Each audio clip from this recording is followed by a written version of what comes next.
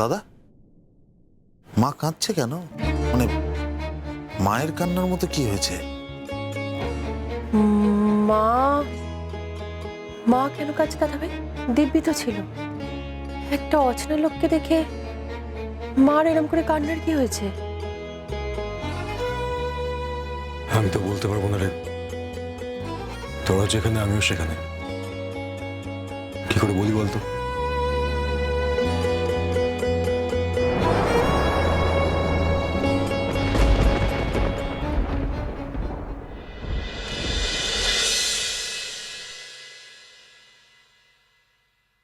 আমি আবারও জানতে চাইছি, সত্যিটা লুকিও না আঙ্কেল। অনুজ কে? তার আগে তুমি ঠিক করো, তুমি কার সঙ্গে থাকবে। সেটা তো আমাদের তিনজনের ব্যক্তিগত ব্যাপার। সেটা একান্তই আমার, অনুজ আর অঙ্কুশের ব্যাপার। অনুজ যথেষ্ট সেন্সিবল ছেলে। ও জানে আমার ঠিক কি করা উচিত। ও সবটাই জানে। এই প্রশ্নগুলো তো তোমার থেকে আশা করা যায় না, তাই না?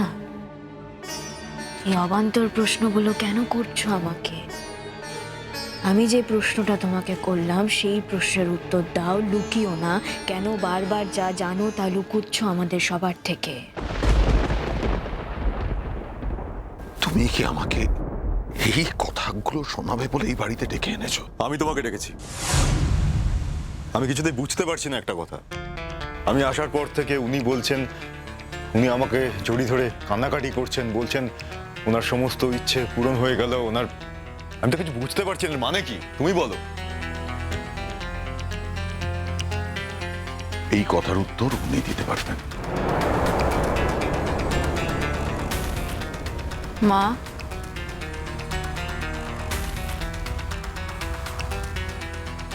মা, তুমি অন্তত আমাদের সবার থেকে সত্যিটা লুকিও না। অনুজের ফিরে আসায় তুমি কেন এইভাবে কান্নাকাটি করছো মা? তোমাকে আজ বলতেই হবে। আমার একটা কথা ছিল। বলো, কে বলতে চাও? দেখো কুটি, চিরকাল ধরে তুমি যে মানুষটার জন্য অপেক্ষা করেছো সে একমাত্র অনুজ। অনুজ যার জন্য চিরটা কাল অপেক্ষা করেছে সেটা তুমি। তাই আমি বলছিলাম যে এই মাঝখানে যা হয়েছে সেটা সেটা আমিও ভুলে যাব আর তুমিও ভুলে যাও। ভুলে যাও কি এতই সোজা? দেখো অঙ্কুশ, তোমার যদি মনে হয় তুমি আমার সঙ্গে থাকতে চাও না, আমার সঙ্গে সংসার জীবন আর কাটাতে চাও না, সেটা তোমার একান্ত ব্যক্তিগত ব্যাপার। তোমার সম্পূর্ণ স্বাধীনতা আছে। কিন্তু আমি কি করব না করব সে বিষয়ে তো তুমি সবসময় সিদ্ধান্ত নিতে পারো না, তাই না অঙ্কুশ? কেন বলছো এই কথাগুলো তুমি? আমি যদি সত্যি এখানে কারো সংসার ভাঙতে আসিনি, আমি জানতাম না।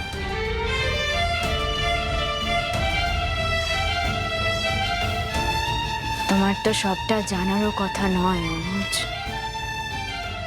নতুন করে আর কিছু বলার দরকার নেই অনুজ। আজ প্রথম আমাদের দেখা নয়, অনেক বছর ধরে আমরা একে অপরকে চিনি।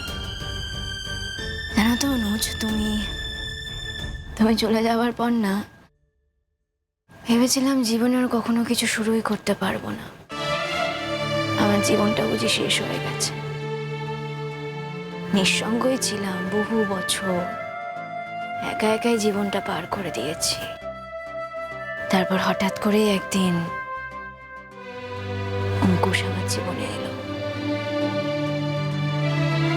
আমাদের মধ্যে ভালো লাগা তৈরি হয়, ভালোবাসা তৈরি হয়। সেখান থেকে আমরা দুজন একে অপরকে বিয়ে করি। তোমাকে একটা কথা জানিয়ে রাখি, এই বিয়েতে আমার পূর্ণ সমর্থন আছে। অনুজ, আমরা তো কখনো একসঙ্গে থাকতে পারিনি, থেকেছি একসঙ্গে, কিন্তু সংসার করা হয়ে ওঠে, সেটা এই জীবনে আর হবেও না। বরং তুমি চেষ্টা করেছিলে তোমার সম্পর্কটাকে নতুন করে ঠিক করার। তাতেও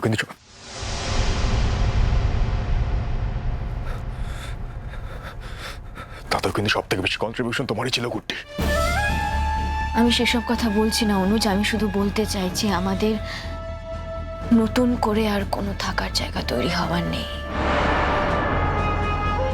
অনুজ, আমার কথা কিন্তু এখনো শেষ হয়নি। আমি তোমাকে ভালোবাসতাম,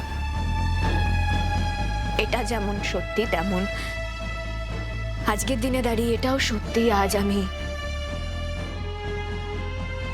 অঙ্কুশকে ভালোবাসি। সেটা অ্যাকসেপ্ট করছি, করতে বাধ্য হচ্ছি। আমি জানি এটাই সত্যি, আর এটাই হয় সব জায়গায়, মানে এটাই দেওয়া ছিল। কারো জায়গা তো কোনোদিন ফাঁকা থাকে না, শূন্যস্থান সবসময় পূর্ণ হয়েই যায়, এটা তো স্বাভাবিক, এটাই দেওয়া ছিল। ভুল বললে অনুজ, Sorry. কেউ কখনো কারোর জায়গা নিতে পারে না। একজনের জায়গা যেখানে ছিল সেখানেই আছে, সেখানেই থাকবে। কারোর রেখে যাওয়া শূন্য স্থান কেউ পূরণ করতে পারে না অনুজ। কিন্তু তার মানে এটা নয় অনুজ, আমি অঙ্কুশের সঙ্গে তৈরি হওয়া বন্ধন থেকে বেরিয়ে আসতে পারবো, কারণ আমি অঙ্কুশকে ভালোবাসি অনুজ। আমি আমার ভালোবাসাকে অসম্মান করতে পারবো না। এর মধ্যে নিশ্চয়ই কোথাও একটা রহস্য আছে। দুজনকে একই রকম দেখতে, আবার উনি ফিরে আসার পরে মাও কান্নাকাটি করছিলেন। মা বলুন না, এর মধ্যে কি কোনো রহস্য আছে? আমরা সবাই এই রহস্যের উত্তর জানতে চাই। মা, মা প্লিজ চুপ করে থাকবেন না এভাবে। আপনার থেকে এই উত্তরটা আমাদের সবার জানার খুব দরকার। বলুন না মা, আপনি কি ওনাকে চিনতেন? বলুন না মা। চিনবো না? ওকে আমি চিনবো না?